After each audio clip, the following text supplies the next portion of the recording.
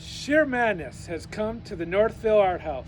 Hi, I'm Creative Director Ryan Kaltenbach, and I invite you inside this funky little house for the Shear Madness Juried Collage exhibition.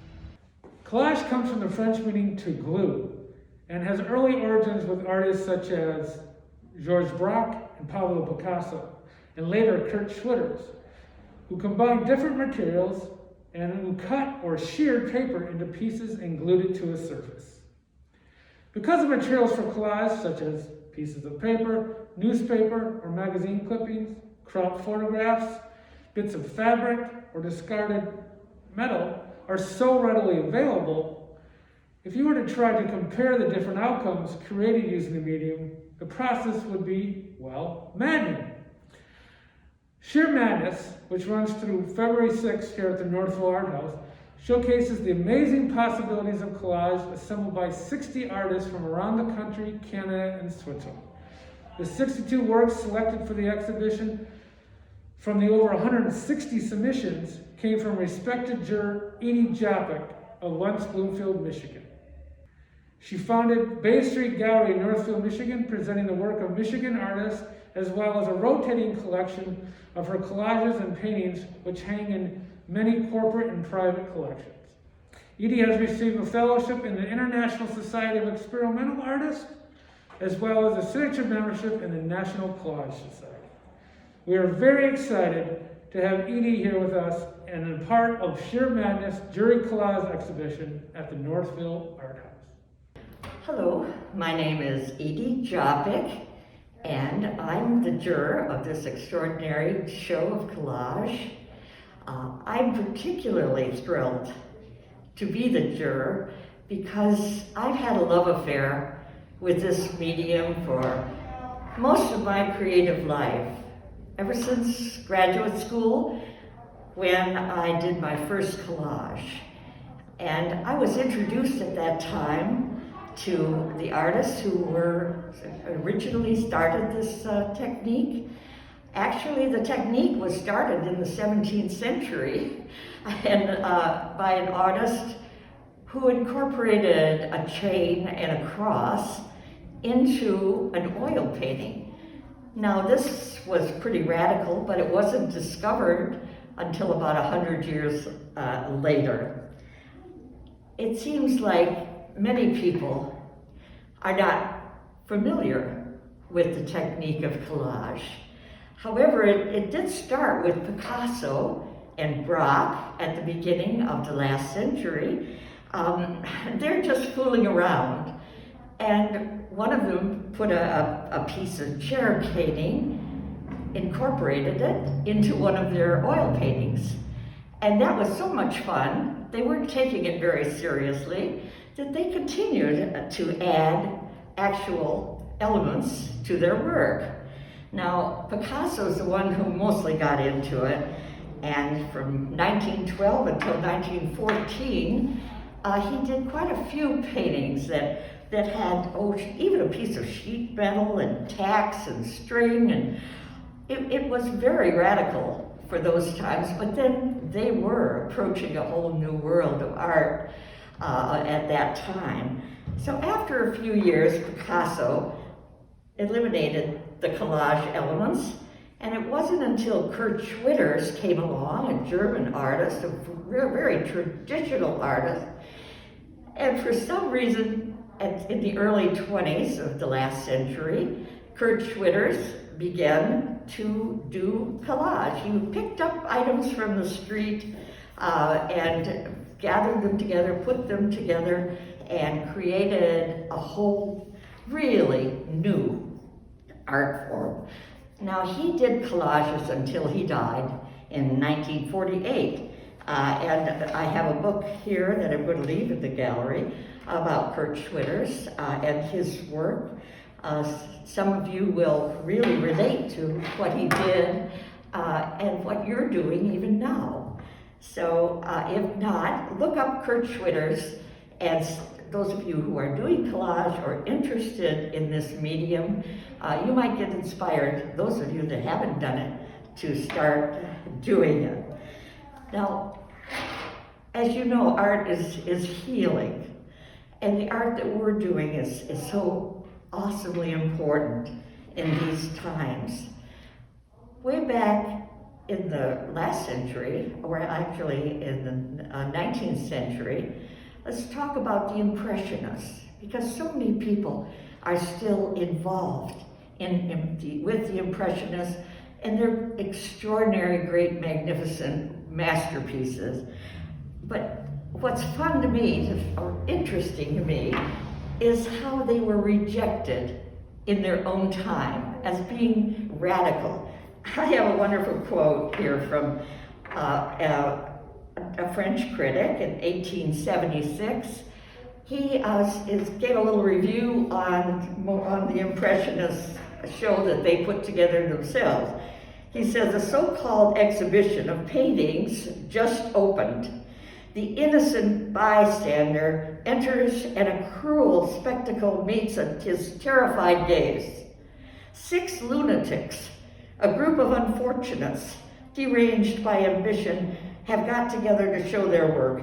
They call themselves Impressionists. Monet, Manet, Renoir, Degas, and a few others." So for the times that we're living in now, things have changed radically from that time. The world has changed. Innovation has come in science and every other form. And artists, we as artists, are the chroniclers of the world that we live in now. Not what happened 160 years ago isn't appropriate for art.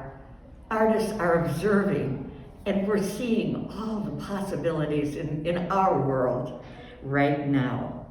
So coming into looking at 160 paintings by artists from all over the state and other parts of the world, it was very exciting and reassuring to me to see how bold the artists are and how personal their vision is, and they're sharing themselves with me. So it became very difficult. Well, challenging is a better word. It's not difficult, but challenging to single out particular pieces when each one is so individually important to that artist and to us to see them in the art. Now, if we took 60 artists or put them around, each by their own painting, they would look so different one to the other. As different as their painting, as one painting an artist is to the one artist and his painting or her painting next to him. So the comparisons are very, very challenging. What I think I will do is share with you some of the ideas that came to me as I looked at all the artwork to single out certain ones for certain strong points, either compositionally or in the use of materials that they have come up with and all the other aspects. When you think about what many people think about collage as being a craft, what elevates the cut and paste from the Victorian era of Valentine's and the cut and paste, the scrapbooking and so on? All legitimate, but not fine art. I hope by the time we go around and discuss and talk about some of the particular pieces, that what makes the difference, hopefully, will become very evident. Well, let's start our walk through the show. When you take your walk, if you're able to, through this show yourself, give yourself a big block of time to really look at each piece. First, we look at the overall impression of it, the composition, the big parts, and then you stop and you look closer and you look again. And it's about discovery.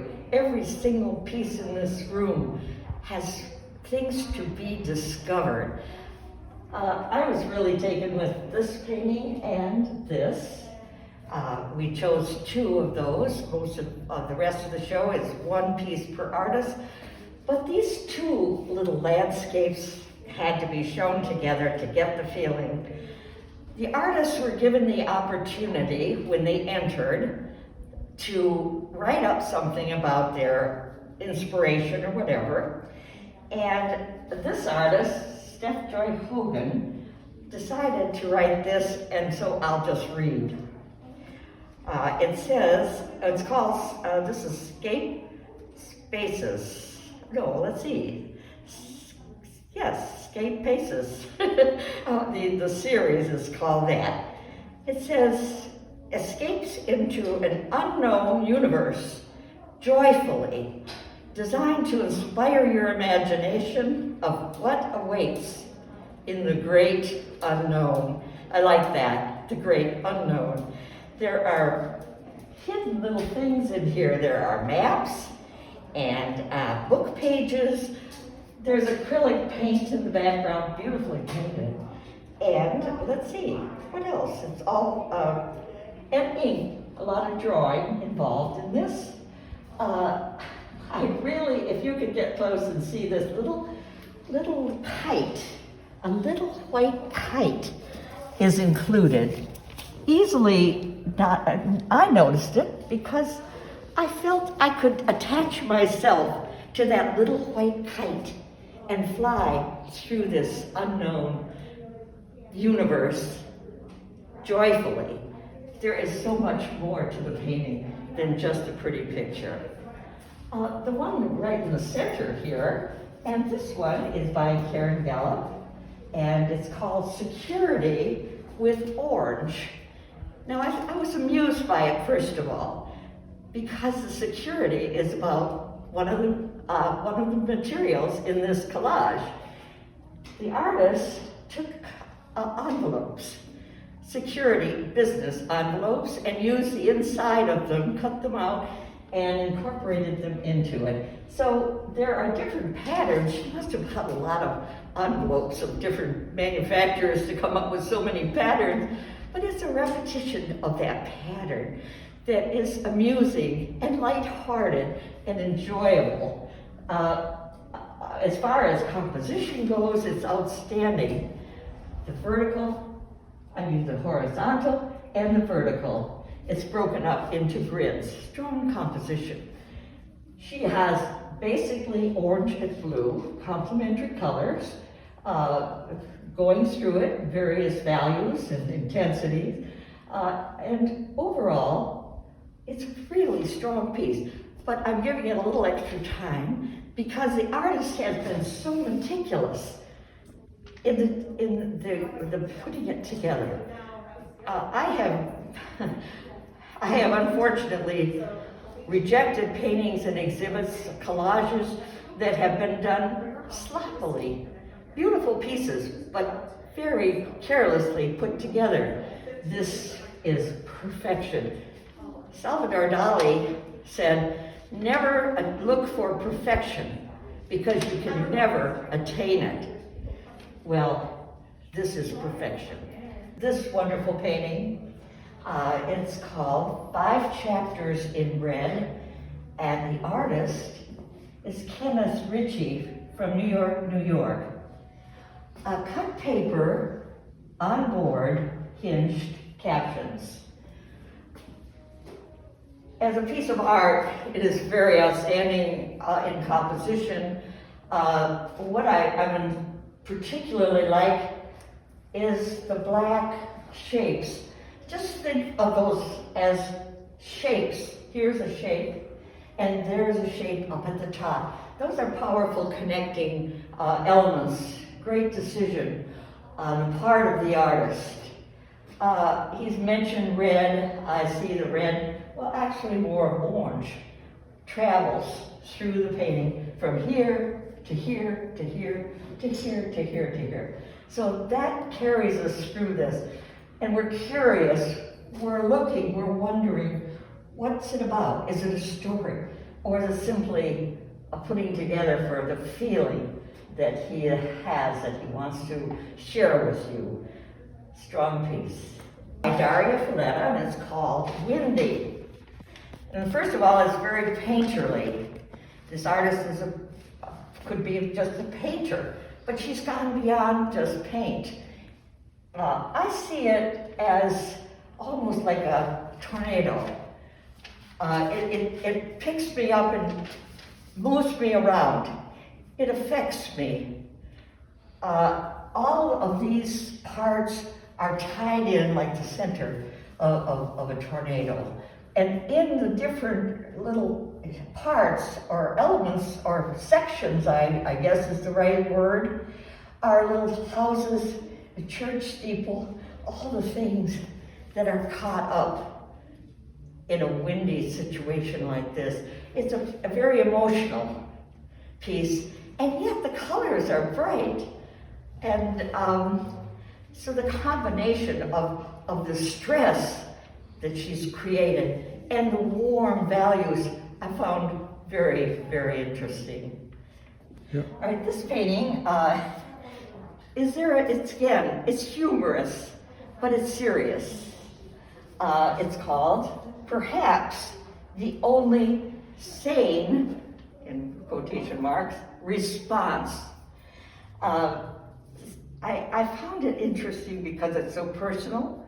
The artist has put in pictures of herself.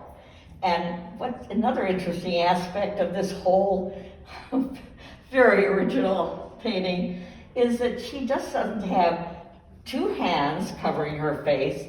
She has 4 hands covering her face. Oh, I love those decisions that artists make. They're so personal. We don't know why she did that, but she had a reason. So the painting is fun, but very serious, I'm sure.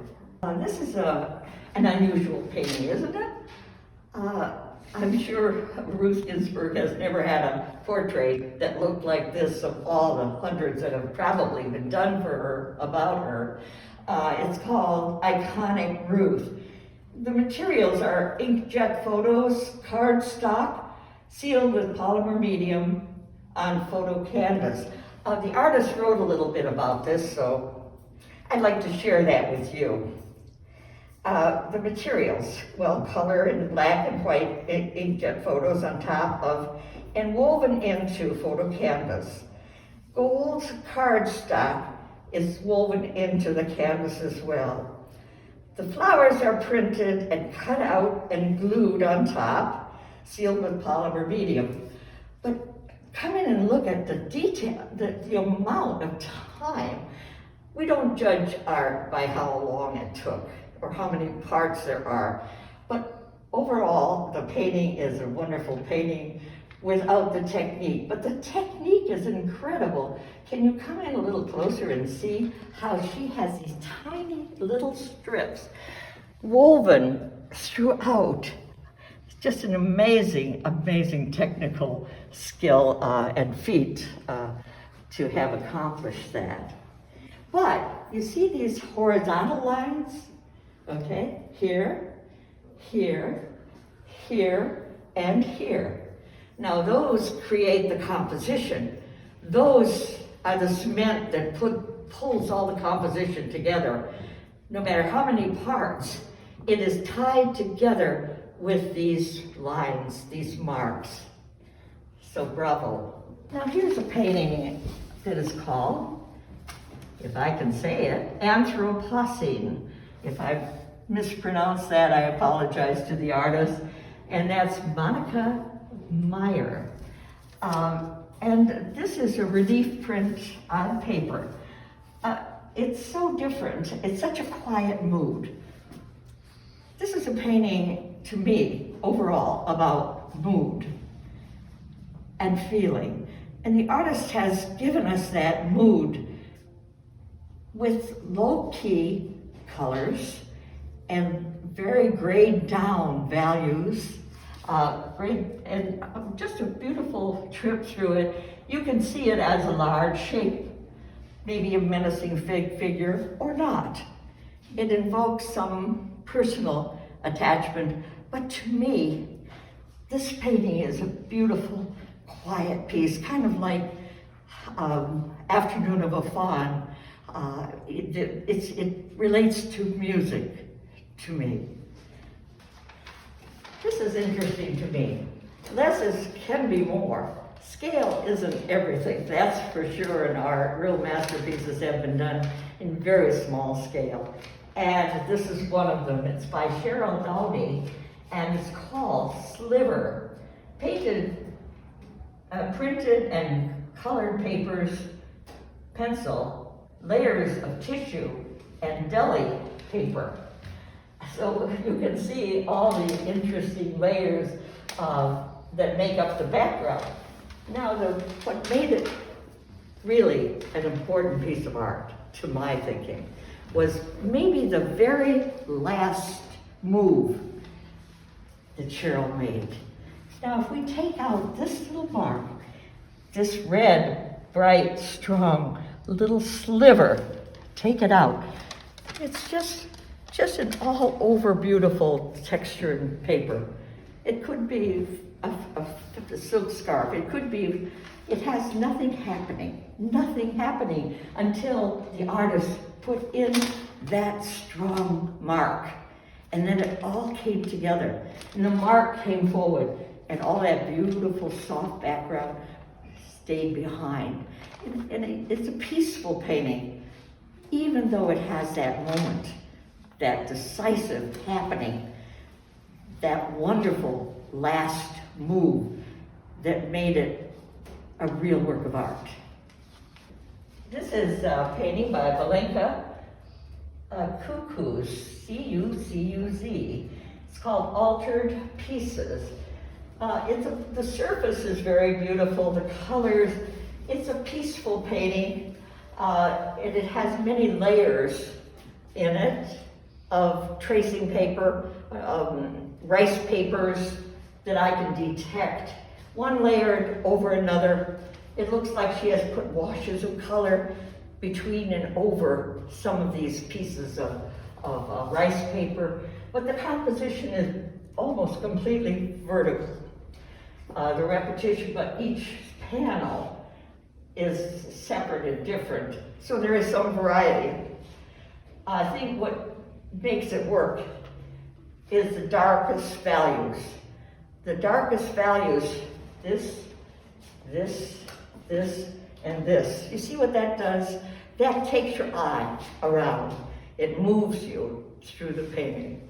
Now this artist, her name is Rosemary Lee, and it's called Patchwork.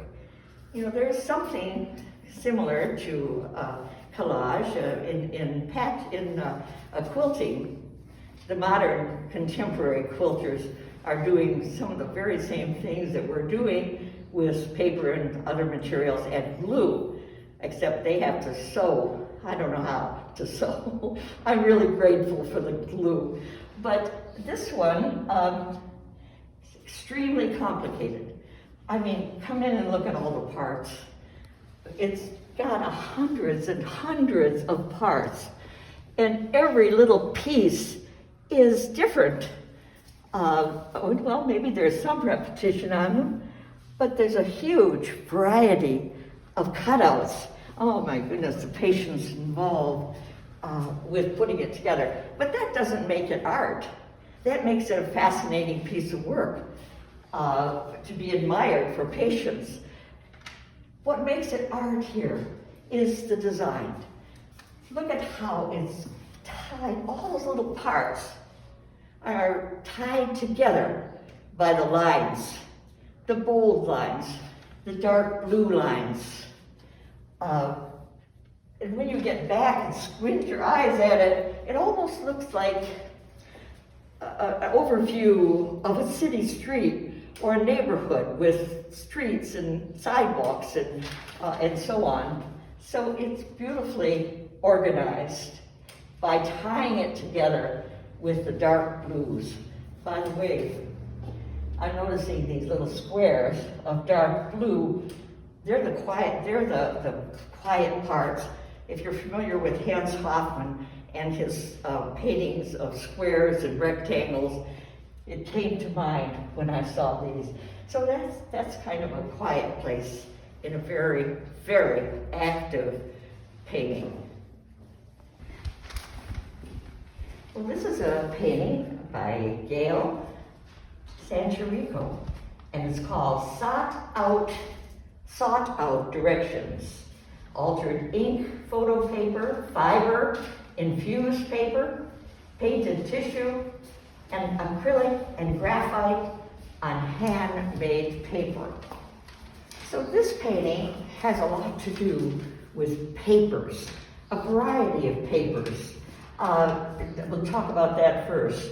And wonderful rice papers, handmade papers, as she has said, a variety of beautiful papers. And there are so many papers available now. Some time ago, maybe 30 years ago, I used to make a pilgrimage to Chicago once a year to buy beautiful handmade Oriental Japanese papers. There was a little store right outside of the city where a Japanese couple sold these kind of papers. Now you can find wonderful sources for papers. So the beauty, overall beauty, is the sensual feel of all these wonderful papers. However, it takes more than the papers to make it a painting of any substance. So we have a rectangle, another rectangle here behind. We have a circle repeated with two more circles and parts of circles. This is all a process. The artist thinks of one thing, it leads to another. And inside of each circle are a whole little painting, complete in themselves, put together like this. And I love this curve here. See, everything is quite formal, and then the circles, and then this wonderful little curve here. The part that makes it more dynamic too are these marks. Now they probably could be paintbrushes in a vase. Doesn't matter what it is. You make it up. But the marks, these vertical marks, give it some kind of energy in a very soft and pleasing painting. This is a painting by an artist from Colorado. It's called If Still Standing, and it's by Edee Ryan. Ink, acrylic, assorted papers, and string on paper. I want to read you what Mr. Ryan had to say about this. He said, "I have created my installation by collecting and arranging bits of string, fabrics, and found objects, then woven, suspended, and constructed piece by piece until the construction assumes a weight and strength that belies its flimsy, ephemeral materials." The combination of strong and weak is kind of an interesting thing, isn't it? I honestly seen a lot of art over the years, a lot of creative people, but I have never, I have to admit, seen anything like Ryan's work here. And it's working beautifully. It's still collage. It's glue and it's paste and cutouts, but it's dimensional. Wish I had thought of that. So that's a wonderful piece. Here's a powerful painting. It's by Maria Latour. It's called Flower. The artist has done some wonderful, creatively excellent decisions. She's made good decisions on composition, very academically arranged. We have this piece, this rectangle, divided down vertically, and that's a golden mean. The Greeks came up with that division, a perfect division of space, 1/4 to 2/3 to 1/3. And all these little grid rectangles of different sizes. So getting away from the academics of it, which is really, you can see how that puts it together. All the many parts come together on this perfect grid. Okay, so here we have discovery to be made. I think I got the idea that she was after by the one little photograph integrated here of women marching for the vote. So now it makes a little bit more sense. POW for power. She has music scores here, here, there, here, and here. In fact, that kind of takes us around, doesn't it? And this is called After the Ball. This is the wedding march, and the waves. So the music are clues also to her message. And these are cutouts. Here's Barbie in costumes, and so on. The final thing I want to tell you about, see, there's a lot to this. You shouldn't just walk by. The final thing the artist did, of course the eye is obvious what that's about, but it's all covered in encaustic, which is a very ancient Egyptian, started with the Egyptian artists, soft wax. The parts are embedded into wax, so the entire painting is covered in wax. Well, this painting is by Rose Stark. It's called Inner Strengths. I guess I have to say that when I walked around the first time, I stopped. You know, it's kind of, there's a little bit of a wow factor involved in art. And the wow factor can be different for each person looking at the paintings. But for me, this stopped me right away. I felt like I was involved in what was happening in the painting. All of these gears are moving. They're not, of course, but they appear to be moving. And they're anchored and held by these very strong tangent marks. It's very stressful in a way, and yet there you go again. The colors are beautiful and soothing, and the combination of those two feelings is an experience. Now, technically, the objects, the gears and the pipes appear to be in the foreground, and the orange background is receding. That's an optical illusion, and very exciting. So they come forward, they're advancing. What makes the background go back like that? Orange is a color that comes forward, but in this painting, it's going back into the distance. I think partly it's because right in here, Rose has used a yellow orange, and that makes it glow. But whatever, it worked. So compositionally, she has a lot of variety. These are cutouts, as far as I can tell, with colored pencil involved. And every single, there are so many, I'd like to count them. Well, I won't take the time. But there are many little gears in a variety of sizes, and no two are the same. Wow, that's impressive, isn't it? In collage, we're definitely not constrained to or tied into traditional framing and presentation as we are with some other mediums. The sky's the limit to what you can do. Like, for instance, this artist, Janice Walker. Okay, each collage is wrapped around a canvas, or not wrapped around, but attached to or put onto 3 parts. Now, it's interesting what you can do with that. The parts can be moved. The painting can be changed in any number of configurations. Isn't that interesting? I never thought of that. Thanks for the idea, Janice. Okay. I want to go down here then.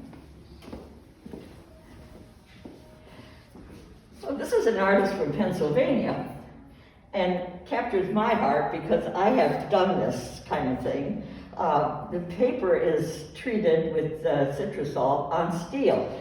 Now, the background isn't canvas, it's not paper, it's not board, it's a piece of steel that was probably picked up from the side of the road. And I have to say, I have to admit that I have sometimes collected things like that and used them into and around collage.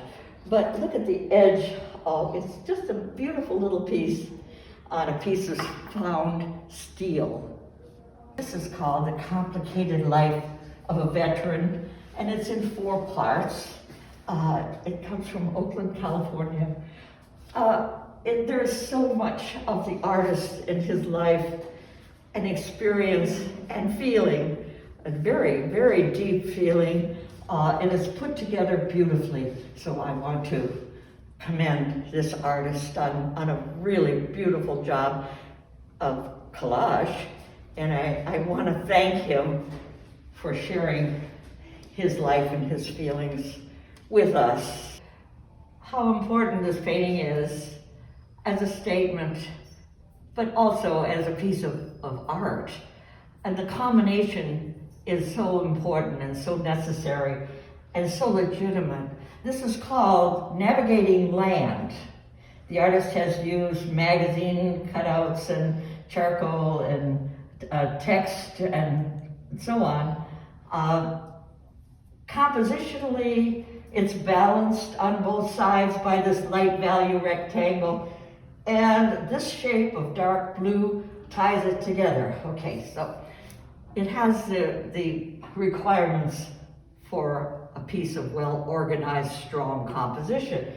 But then you want to stop and engage yourself with what the artist is showing us and saying to us. And so take your time when you come to the exhibit to study each piece. Every piece has been selected in each of these little squares and rectangles with the purpose of conveying the very, very strong and important message. Technically, it's really interesting, all the piecing together. We were talking about the painting of Ruth over there, of the technique and the time and the patience of putting together all these little zigzag shapes. I admire that. And integrating then the images, which don't distract, but are just right for this painting. I feel like I want to spend at least 10 minutes looking at this painting because it has so much to say for now. Thank you to all the artists who submitted work to the Shear Madness Juried Collage exhibition. We greatly appreciate the knowledge and expertise of Edee Joppich, our juror, who brought the wonderfully talented collage artists together. Artists who have shared with the art community collages that are both humorous and serious, personal and universal, spontaneous and deliberate. The staff and the volunteers at the Northville House love the imagination and the skill of the artist to use everyday objects to create striking works of art, often in combination with other mediums such as watercolor, ink, or pastel. We invite visitors to discover the seemingly limitless ways artists today have mixed materials to create something new and surprising. We invite you to the Northville Art House to experience the exhibition and to be inspired to create a collage of your own.